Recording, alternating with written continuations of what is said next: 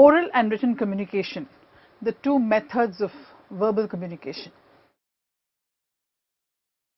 Anything that emanates from the mouth is referred to as oral communication, and the manner in which these words are pronounced also become part of it. How does oral communication happen in an organization? Through formal channels as well as informal channels, and both these channels are part and parcel of the business organization. Let's look at the characteristics and salient features of oral communication. It's an instantaneous two-way process where you have the person who's speaking and the person who's receiving. It's a one-off exercise. Once it is done, it's over. It's a day-to-day language. Conversational language is what is used while we talk. Presence of a sender and a receiver. Principles. It follows the principles of accuracy, clarity, and brevity.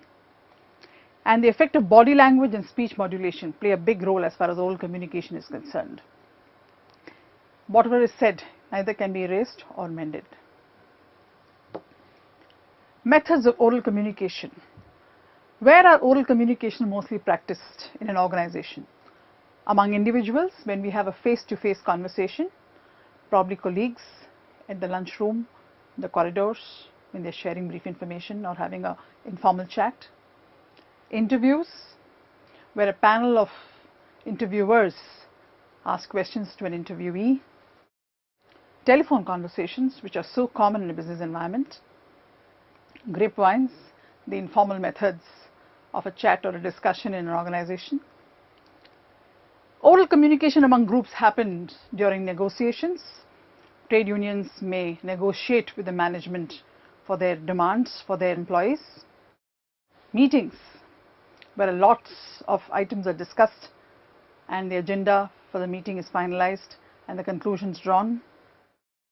Lecture speech given by the manager or a senior person to his group of people. Presentations made by experts who come into the organization to a selected audience. Conferences, seminars, workshops, which happen quarterly, monthly, depending upon the needs of various departments of the organization. Oral communication skills are required to help in problem solving. This situation happens very often in business communities. Resolving conflict. They will always have situations where we have to resolve conflict among workers, among management, and so on. Influence people to work together so that the work gets done. Persuade others to be involved in organization goals.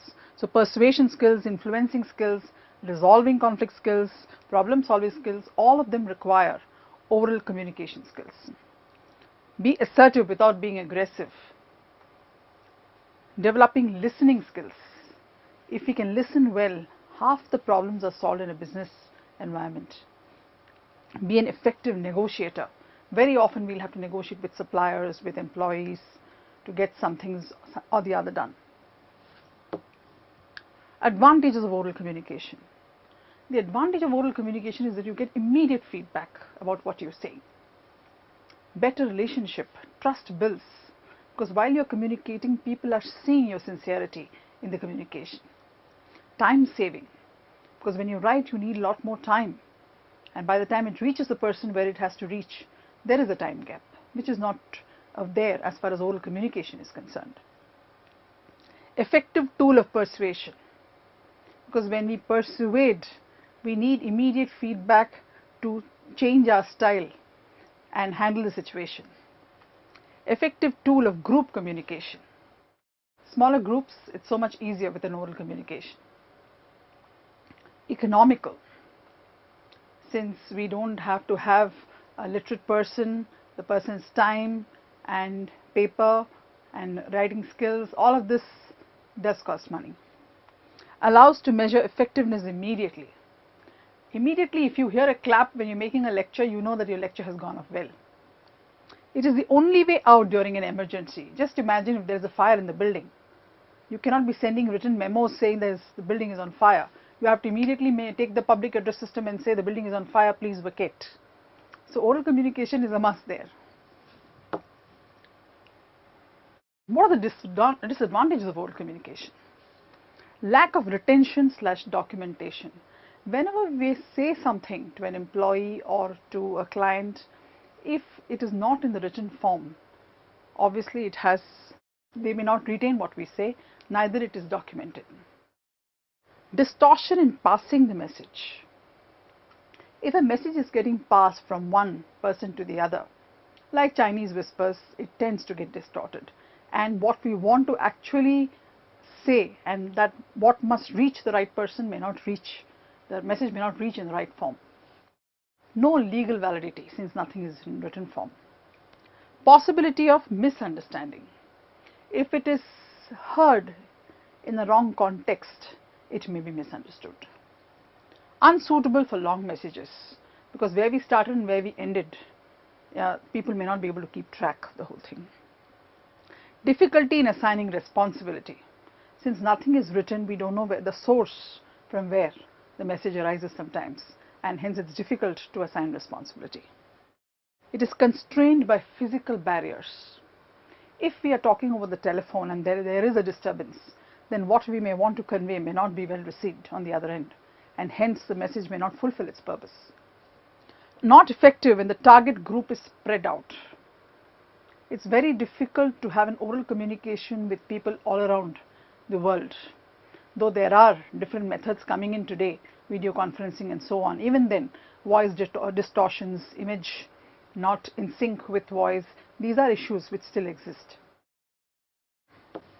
The next verbal communication is written communication.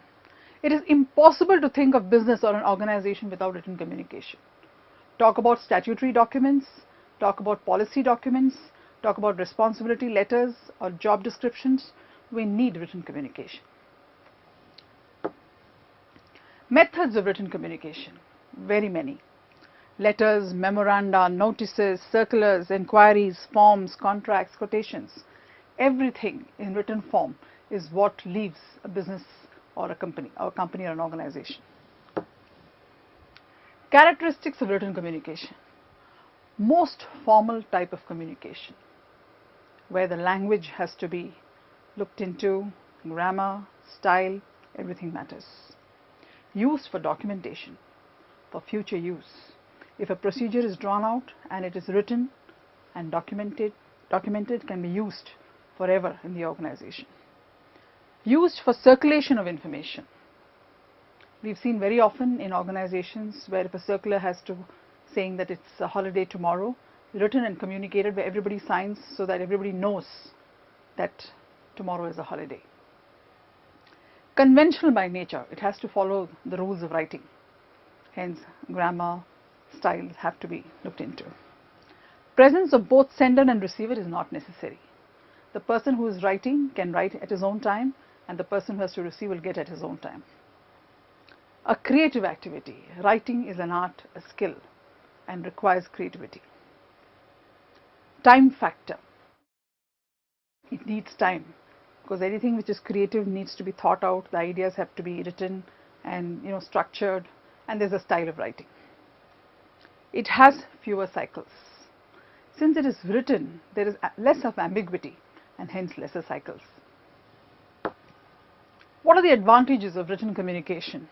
It's a ready reference. Once the procedure is drawn and we have documented the whole thing, we can always refer to it whenever we want. Legal defense. A contract document is used in the court of law.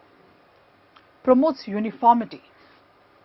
Anything which is written and passed on has a uniform message. It doesn't get distorted on its way.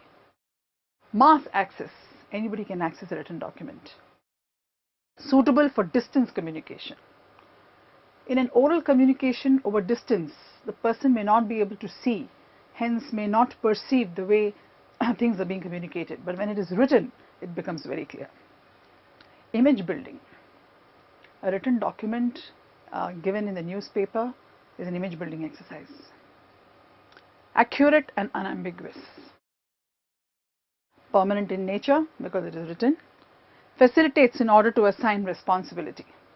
If responsibility is given in the form of points and there is clarity, then the person can be accountable for that responsibility. Permits substitution and revision whenever required. Disadvantages of written communication. Limited to the literate world. Unless we know how to write, we can't write. Time consuming, because it's a process, it will take time. Lot of paperwork. This will get resolved soon with the electronic media taking over. Needs expertise in expression. When we are writing a document, it requires a style and not everybody can do it. Lack of immediate feedback, because the written document has to reach the person before a feedback can come. So obviously there's a time lag. Costly, since it involves talent, it involves time. More man hours needed than an oral communication.